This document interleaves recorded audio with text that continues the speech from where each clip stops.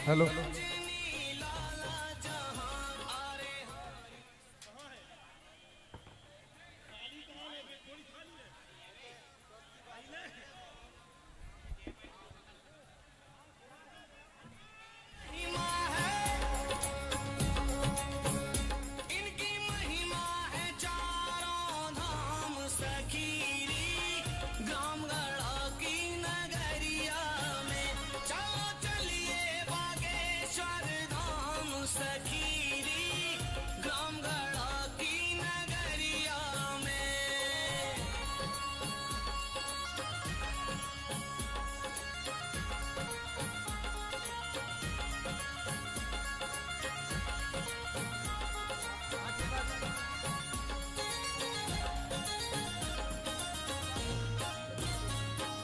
शंभू बागेश्वर सन्यासी बाबा और दादा गुरु। शंभू बागेश्वर सन्यासी बाबा और दादा गुरु है अतुलित बल के धाम सखीरी ग्राम गढ़ा की नगरिया में।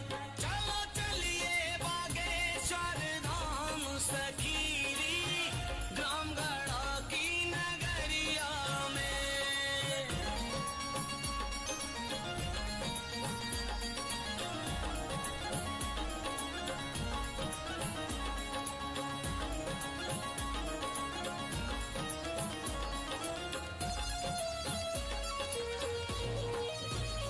हरि हरि सखीरी गुरुवर श्री धीरेन्द्र महाराज जी। हरि हरि सखीरी गुरुवर श्री धीरेन्द्र महाराज हेलो बोलिए सीताराम, बोलिए सीताराम, बोले जय श्री राम। बागेश्वर धाम के इस पुनीत प्रांगण में आप सभी का बहुत बहुत स्वागत है, अभिनंदन है, वंदन है। आज वो क्षण है जब भारत के दो बड़े महापुरुषों का मिलन इस पवित्र भूमि पर हो रहा है। आप सभी से आग्रह है कि इन क्षणों का आनंद लेने के लिए आप पहले अनुशासन के साथ अपने स्थान पर बैठ जाएं। अपने मोबाइल नीचे रख लें। ये सारा वीडियो, सारे फोटो आपको बागेश्वर धाम सरकार YouTube चैनल पर, फेसबुक पर उपलब्ध हो जाएंगे, इसलिए परेशान ना हो। अपने मोबाइल नीचे रख लें और अपने स्थान पर बैठ जाएं। हरि ओम चंद्रमा मन सूर्यात् चक्षु सूर्यो अजायत श्रोत्राद्वायुष प्राणश्च मुखादग्निरजायत इदगुं अभिः प्रजननं मे अस्तु दशभिरगुं सर्वगणगुं स्वस्तये आत्मसनि प्रजासनि पशुसनि लोकसन्यभयसनिः अग्निः प्रजां बहुलां मे करोत्पन्नं पयोरेतु अस्मासु दत्त।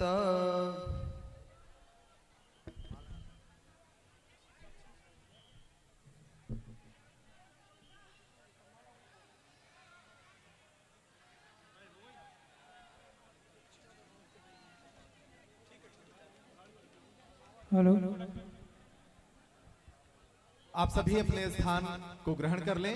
अनुशासन के साथ इन विलक्षण क्षणों का आनंद लेने के लिए आप सभी अपने स्थान पर विराजमान हो जाएं। पीछे जो भी लोग यहाँ खड़े हैं पीछे की तरफ आ जाएं और अपने स्थान पर विराजमान हो जाएं। जो स्वयंसेवक हैं बागेश्वर धाम परिवार शिष्टमंडल के, उन सभी से भी आग्रह है कि आप सभी इस व्यवस्था को बनाने में सहयोग करें। जो भी लोग अनावश्यक इधर मुख्य द्वार पर हैं वो पीछे की तरफ आ जाएं और अपना स्थान ग्रहण कर लें। निश्चित रूप से आज बहुत ही विलक्षण अवसर है इस बुंदेली धरा के लिए, बागेश्वर धाम की इस पवित्र धरती के लिए, जहां आज भारत के दो बड़े महापुरुषों का मिलन हो रहा है।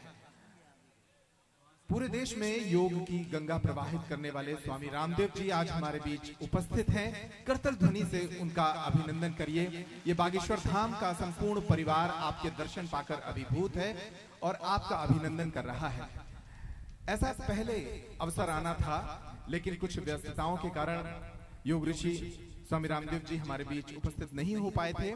उन्हें शिवरात्रि पर आयोजित विवाह समारोह में भी आने का न्योता था और वो बहुत चाहते भी थे उस समय आने के लिए। इसके बाद 251 कुंडी यज्ञ के समय भी उनका कार्यक्रम लगभग तय हो गया था, किंतु एक व्यस्तता के कारण वो उस समय नहीं आए और वीडियो संदेश के माध्यम से उन्होंने अपना संदेश हम सब तक भेजा था। लेकिन आखिरकार भगवान बालाजी की कृपा ने उन्हें धाम पर बुला ही लिया और हम सभी के लिए ये धन्य भाग्य का दिवस है कि हम सभी इस क्षण का आनंद ले रहे हैं कि वो हमारे बीच उपस्थित हैं।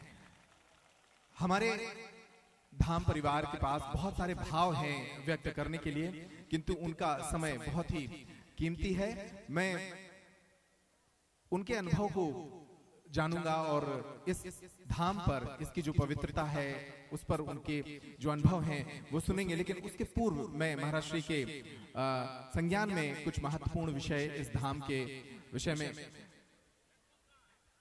जरूर रखना चाहूंगा।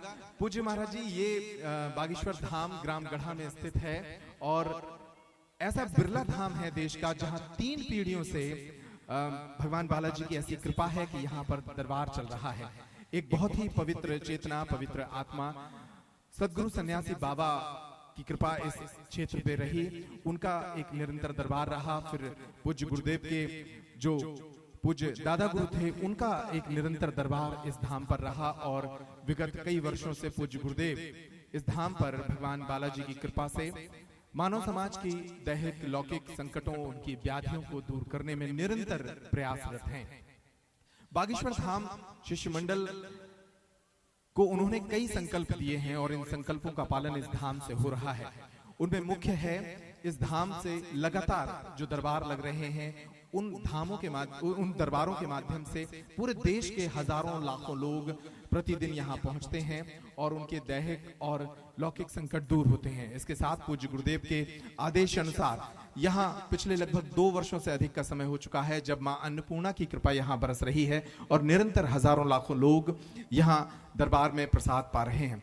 इसके साथ ही पूज्य गुरुदेव ने एक बड़ा संकल्प अपने शिष्यों को लेकर लिया था। उन्होंने कहा कि ये देश का ऐसा धाम हो जहां समाज से लिया गया दान समाज के ही काम आए और इसीलिए उन्होंने संकल्प लिया कि धाम पर आने वाली संपूर्ण चढ़ोतरी से वो गरीब कन्याओं के विवाह हर वर्ष आयोजित करते हैं। अभी शिवरात्रि पर ही हम सभी उन पलों के साक्षी बने जब 108 निर्धन बेटियों के विवाह इस प्रांगण से आयोजित किए गए थे।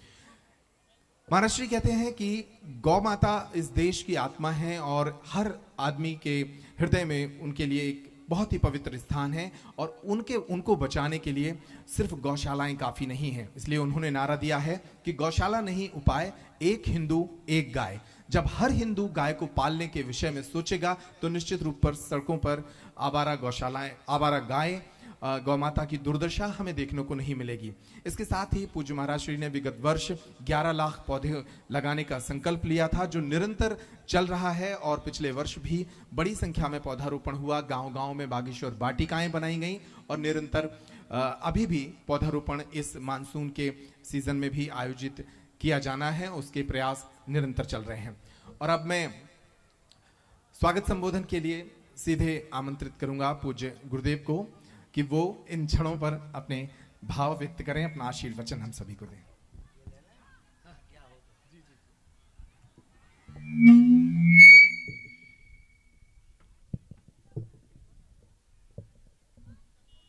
श्री राम श्री राम श्री राम रामाय रामभद्राय रामचंद्राय वेधसे रघुनाथाय नाथाय श्री सीताय पतये नमः।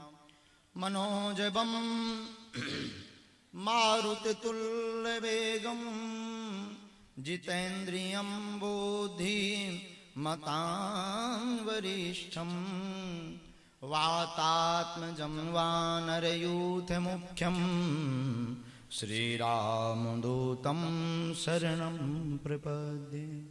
श्री सीतारामचंद्र भगवान की, गौ माता की, गंगा मैया की, भारत भूमि की, पूज्य पतंजलि पीठ वाले स्वामी जी महाराज की, आपके संपूर्ण परिकर की, पावन तीर्थ श्री बागेश्वर धाम की, बागेश्वर बालाजी की, पूज्य पाद श्री दादा गुरुजी महाराज की, पूज्य पाद सदगुरु भगवान सन्यासी बाबा की, अपने अपने मताई बाप की। नमः पार्वती पतये हर हर महादेव। हरि शरणम हरि शरणम हरि शरणम हरि शरणम। बुंदेलखंड के वक्ष स्थल पर विराजमान पावन तीर्थ श्री बागेश्वर धाम, पूज्यपाद सतगुरुदेव भगवान श्री सन्यासी बाबा और स्वयंभू रूप में विराजमान श्री हनुमान जी महाराज की दया। आज बड़ा ही विलक्षण क्षण है, बड़ा गौरवान्वित क्षण है।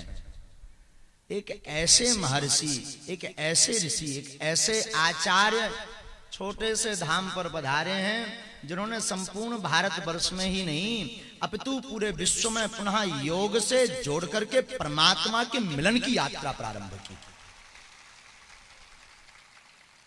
और निश्चित रूप से हनुमान जी महाराज श्री बागेश्वर बालाजी, इनकी बड़ी महती कृपा है, इनकी बड़ी दया है कि आप यहां पधारे और आशीर्वचन देने के लिए हम आप सबको कृतार्थ करने के लिए यहां पर आए। योग एक ऐसा विषय है, प्रायः अगर ऐसा कहा जाए तो अतिशयोक्ति नहीं। पूज्य स्वामी जी विराजमान है, वर्तमान युग के पतंजलि कहा जाए तो अतिशयोक्ति नहीं है। वर्तमान युग के पतंजलि हैं आप, वर्तमान समय के पतंजलि हैं। योग एक ऐसी परंपरा है जो संपूर्ण विश्व में एक समय लुप्त हो चुकी थी। योग तो प्राचीन पद्धति है, परंतु एक समय ऐसा था, आज से 15 से 20 वर्ष पहले कोई नहीं जानता था योग के बारे में। योग के बारे में कोई करना नहीं चाहता था। योग का मतलब सिर्फ जोड़ना जानता था व्यक्ति। योग का मतलब जोड़ होता, पर जोड़ नहीं पाता था, उसे क्रियान्वित नहीं कर पा रहा था, उसे उसका अनुसरण नहीं कर पा रहा था। जैसे बात वही है, किसी बड़े अमीर के घर पर कोई बहुत बड़ी कंपनी के द्वारा कोई बहुत बड़ी मशीन हो, मशीन एकदम ऑटोमेटिक हो, पर उससे चलाते ना बने तो वो मशीन किसी काम की नहीं है। उसी प्रकार भारत के पास एक ऐसी धरोहर थी, योग पद्धति, जिससे बड़े बड़े आचार्यों ने परमात्मा की प्राप्ति की। तो सबको पता तो था, पर कोई कर नहीं पा रहा था। और वर्तमान के समय में जब से पूज्य स्वामी जी का भारत में आविर्भाव भया और आपने अपनी योग परंपरा के कैंप, योग परंपरा की चेतना, योग परंपरा के छोटे छोटे नुक्कड़ गांव में जाकर के विधान शुरू किए, योग करना प्रारंभ किया, तो आज भारत ही नहीं अब तो पूरा विश्व योग परंपरा से लाभान्वित हो रहा और निरोग हो रहा। इस बात को कहा जाए तो अतिशयोक्ति नहीं है। 2 दिन पहले एक बहुत अमीर आदमी यहाँ बैठे थे, चर्चा चल रही थी। अमीर आदमी मतलब दिल के अमीर, पैसों के अमीर नहीं। पैसों के अमीर तो किसी काम के नहीं। एक बहुत अमीर आदमी यहाँ बैठे थे, हमारी उनसे चर्चा चल रही थी। हमने कहा स्वामी जी आ रहे हैं, परसों आना ही हमारा हुआ था, तो उनसे बैठे बैठे यूं ही चर्चा हुई। हमने कहा स्वामी जी आ रहे हैं, थोड़ा मोड़ा व्यवस्था देखना। बोले महाराज जी स्वामी जी। हमने कहा हाँ। उन्होंने हमको कहा महाराज जी सच कह रहे हैं। हमने कहा बोलो। बोले महाराज जी हम जापान गए, जापान में वहां पर जो वो पिलाते हैं चाय वाय, तो वो कोई वज्रासन बैठक करके वो पिलाते हैं। बोले महाराज जी हमसे तो बन नहीं रहा था। तो बोले 1 माह का पूरा शेड्यूल था, बहुत सी टीम गई थी, भारत के बहुत से बड़े बड़े लोग गए थे। उन्होंने कहा महाराज हमने एक दिन पूछा वहां के लोगों को, जो हिंदी भी जानता था अंग्रेजी भी जानता था, उसको पूछा ये वज्रासन, ये योग, ये क्या है, ये हमारी समझ से बाहर है। उसने जवाब दिया तो चौंक गए। बोले दरअसल ये भारत की बहुत बड़ी वस्तु है जो हम लोग अनुसरण करके इसे पूरे देश में पहुंचा रहे हैं। जापान का नागरिक दूसरे देश में रहने वाला व्यक्ति हमारे भारत की महिमा को इसीलिए गा रहा क्योंकि यहाँ योग है। योग का मतलब जोड़ना होता है। जोड़ने का अर्थ हम हैं आत्मा और प्रभु है परमात्मा। इस आत्मा के परमात्मा के मिलन की यात्रा के बीच में जो क्रियाएं शरीर के संबंध से की जाती हैं उसे ही योग कहते हैं। अब वो हमारे पूज्य स्वामी जी ने एक ऐसी परंपरा प्रारंभ की, एक ऐसी, और हम तो यही कहेंगे बागेश्वर धाम से ऐसी बालाजी की अंतरंग प्रेरणा कि स्वामी जी का बार बार आना होता रहे। स्वामी जी आ जाएंगे तो हमारा क्षेत्र भी बड़ा निरोग हो जाएगा। यहाँ बीमारों की बड़ी हड़ताल है, कोई किडनी तो कोई कैंसर तो कोई कुछ बालाजी के चरणों में आते ही रहते हैं। पर आप बार बार पधारते, ऐसा हो पाना बड़ा मुश्किल है, ऐसा हो पाना भी बड़ा मुश्किल है। एक बार नहीं तो 2-3 बार प्रोग्राम ना जाने कहाँ का कहाँ हुआ।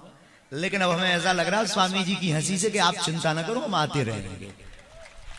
अब महाराज जी ना भी गए तो हमने कह दिया, अब बाद में खबर नहीं वो हाँ भी कहेंगे कि नहीं कहेंगे, खबर नहीं। लेकिन हमें याद है यहाँ पर जब मंच लगा था जगत गुरु जी विराजमान थे, लगभग 1-1.5 लाख लोग, तब स्वामी जी ने एक वीडियो भेजा था। उसमें उन्होंने कहा था ये हमारे छोटे भाई जैसे हैं। तो बड़े भाई पर ज्येष्ठ भ्राता पितृ समान, शास्त्र कहते हैं जेठा भाई पिता के समान होता है और पिता की संपत्ति पर पुत्र का अधिकार होता है।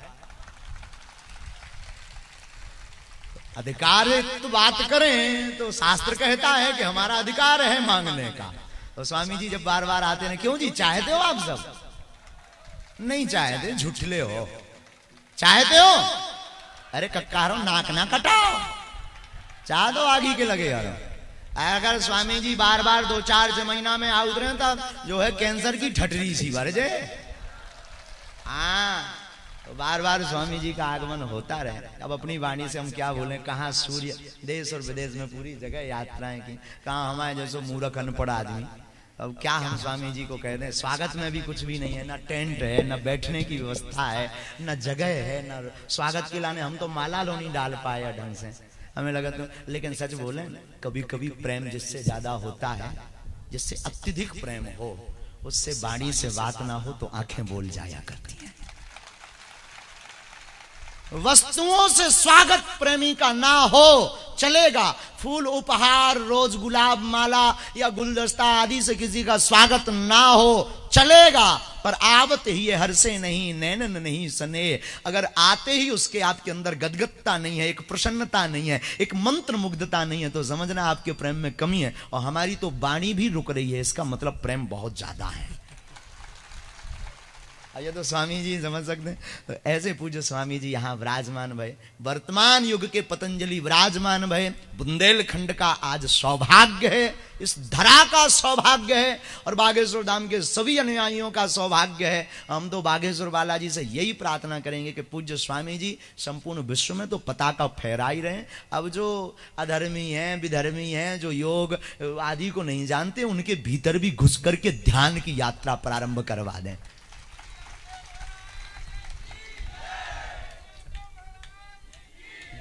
आगे के लगे अब वो इंजन चालू तो रहो, जब मैंने आधा घंटा बोल रहा हूँ बोल। ऐसे पूज्य स्वामी जी ब्राज। अच्छा बात भी है, पता नहीं स्वामी जी हमारी पूरी बात सुन पाए होंगे कि नहीं। एक बार क्या हुआ, एक गांव में एक व्यक्ति हमें मिला, उन्होंने कहा तुम तो बड़े धार्मिक हो, बड़ी मालाएं वालाएं पहनते हो, क्या बात है? बोले गुरुजी हम 35 साल से गीता का उपदेश सुन रहे हैं। हमने कहा वाह क्या कहना, गजब हो। बोले महाराज कभी कभी गीता का उपदेश मिलता नहीं तो फोन से सुन लेते हैं। हमने कहा बहुत ऊंचे आदमी हो साहब। हमने कहा पर तू आगे को लोगों सुधरो कह नहीं है, 35 साल से गीता को उपदेश सुन लो, सुधरा नहीं। धीरे से बोलता है दरअसल गीता मेरी लुगाई का नाम है। हमने कहा तब ठीक है। वही हमें आप सबको देख करके लग रहा था कि इतना बोलने के बाद भी जयकारा नहीं लग रहा, कहीं ऐसा तो नहीं। पूज्य स्वामी जी महाराज की, बागेश्वर धाम की, अपने अपने मताई बाप की। जो बगल में खड़े सामने आ जाओ, गुरु आज्ञा मानो, सामने आ जाओ, सामने आओ, सामने आओ। वहां से हमें जाना भी होगा, ऐसे सामने आ जाओ। हम स्वामी जी के चरणों में प्रणाम फिर करेंगे, दंडवत करेंगे। स्वामी जी अपनी वाणी से हम आप सबको कृतार्थ करवे। जय सिया राम। बागेश्वर धाम की वंदे।